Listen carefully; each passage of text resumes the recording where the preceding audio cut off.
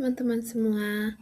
Pada kesempatan kali ini, saya akan menjelaskan tentang teks drama dengan poin, pengertian, karakteristik, dan unsur pembangun. Langsung kita mulai. Apa itu drama? Drama adalah karya sastra yang ditulis dalam bentuk dialog dengan tujuan untuk dipentaskan di atas panggung. Nah, drama berasal dari bahasa Yunani, dran, yang berarti bertindak atau berbuat. Drama merupakan tiruan kehidupan manusia. Hakikat dari drama menggambarkan realitas kehidupan melalui konflik dan aksi tokoh yang disajikan secara langsung kepada penonton. Dan yang ketiga yaitu fungsi.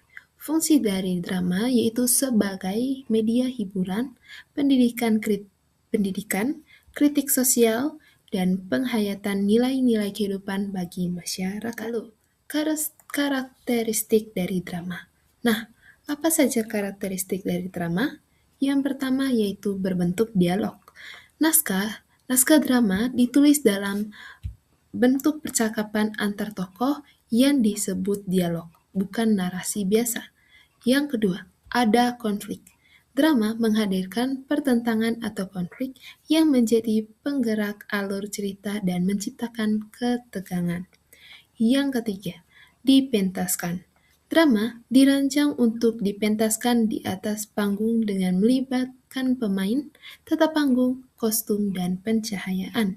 Yang keempat, ada tokoh dan penokohan. Setiap tokoh memiliki karakter, latar belakang, dan peran tertentu dalam menggerakkan cerita. Yang kelima, memiliki babak dan adegan. Cerita drama dibagi dalam babak dan adegan atau scene yang terstruktur dan berkesinambungan. Dan yang keenam, terdapat petunjuk teks.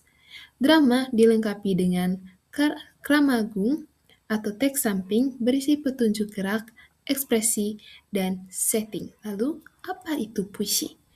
Puisi adalah karya sastra yang mengungkapkan pikiran dan perasaan penyair secara imajinatif dengan mengutamakan keindahan bahasa, rima, dan irama.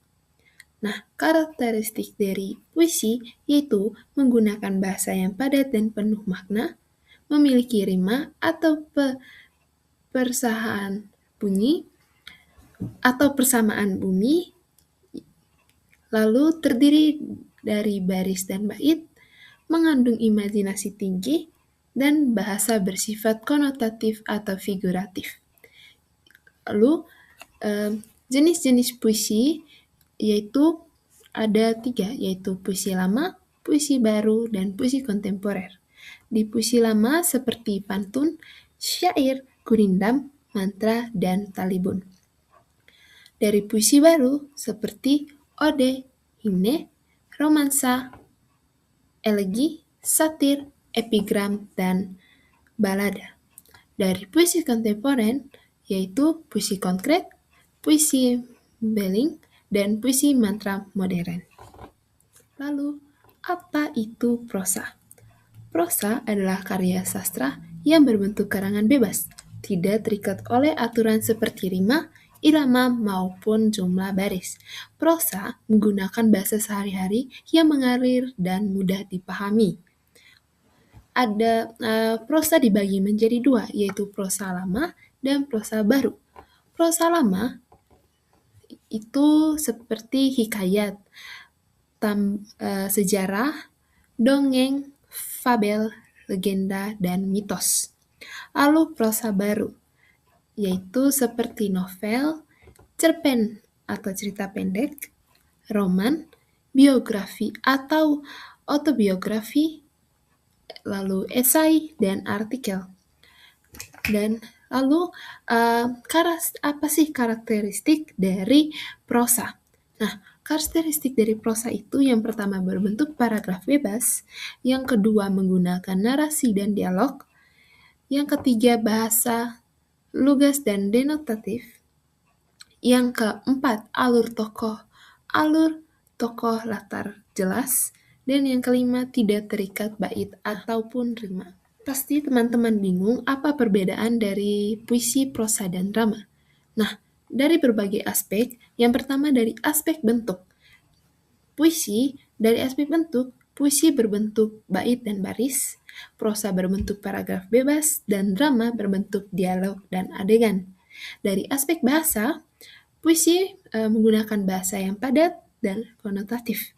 Prosa menggunakan bahasa yang lugas dan denotatif, dan drama menggunakan bahasa percakapan menggunakan percakapan langsung. Lalu dari aspek aturan, puisi terikat rima atau irama. Prosa tidak prosa bebas dan drama terikat naskah. Lalu dari aspek penyajian, dari puisi aspek penyajiannya dibaca atau dilisankan. Kalau dari prosa aspek penyajiannya itu dibaca dan dari drama penyajiannya yaitu dipentaskan. Lalu yang terakhir dari aspek tujuan. Dari aspek tujuan, yang pertama yaitu puisi. Tujuan dari puisi ini untuk ekspresi estetis. Kalau dari prosa, untuk narasi dan cerita, dan dari drama untuk pementasan dan tontonan. Nah, lalu berikutnya yaitu struktur drama. Struktur drama ada 6, yaitu prolog, orientasi, komplikasi, klimaks, resolusi, dan epilog. Yang pertama, prolog. Prolog berisikan pengantar atau pembukaan cerita, memperkenalkan suasana dan tokoh. Yang kedua, orientasi, yaitu pengenalan tokoh, latar, dan awal munculnya konflik. Yang ketiga, komplikasi, yaitu konflik mulai berkembang dan memuncak, ketegangan meningkat. Yang keempat, klimaks, berisikan tentang puncak konflik dan ketegangan cerita drama. Yang kelima, resolusi, yaitu berisikan tentang konflik mulai terurai dan menuju penyelesaian. Dan yang terakhir yaitu epilog, yaitu penutup cerita, pesan moral, atau kesimpulan. Lalu, unsur intrinsik drama. Dari unsur intrinsik drama ada 8, yaitu tema, alur atau plot, tokoh dan penokohan, latar atau setting, dialog, konflik, amanat, dan sudut pandang. Yang pertama yaitu tema. Tema berisikan tentang gagasan pokok atau inti cerita yang mendasari jalannya drama. Yang kedua, alur atau plot, yaitu rangkaian peristiwa yang terstruktur, seperti pengenalan, kemudian konflik, kemudian klimaks, dan kemudian penyelesaian. Lalu berikutnya yaitu tokoh dan penokohan. Berisikan tentang tokoh protagonis, antagonis, tritagonis, penokohan lewat dialog, dan lakuan. Yang keempat yaitu latar atau setting. Berisikan latar tempat, waktu, dan suasana yang mendukung jalannya cerita. Yang kelima, dialog. Dialog berisikan tentang percakapan antar tokoh yang menjadi inti penyampaian cerita dalam drama. Yang keenam, konflik. Konflik yaitu pertentangan antar karakter atau dalam diri tokoh yang menggerakkan alur cerita. Yang ketujuh, amanat, yaitu pesan moral atau nilai kehidupan yang ingin disampaikan penulis kepada penonton. Dan yang terakhir yaitu sudut pandang. Sudut pandang merupakan penceritaan dan cara penceritaan dan posisi pengarang dalam menyampaikan kisah drama. Lalu yang terakhir, unsur ekstrinsik drama. Unsur ekstrinsik adalah faktor luar yang mempengaruhi penciptaan sebuah drama. Yang pertama yaitu latar belakang pengarang. Bisa saja dari pengalaman hidup, pendidikan, dan pandangan hidup pengarang sangat mempengaruhi cara ia menulis drama. Yang kedua, kondisi sosial budaya. Situasi masyarakat, ada istiadat, norma, dan kebiasaan yang berlaku pada masa drama diciptakan. Yang ketiga yaitu kondisi politik. Nah, dalam kondisi politik, eh, suatu zaman dapat mempengaruhi tema dan isi cerita drama. Yang keempat yaitu nilai agama dan moral. Ajaran agama dan norma moral yang dianut pengarang terrefleksikan dalam drama yang dibuatnya. Yang kelima, psikologi pengarang.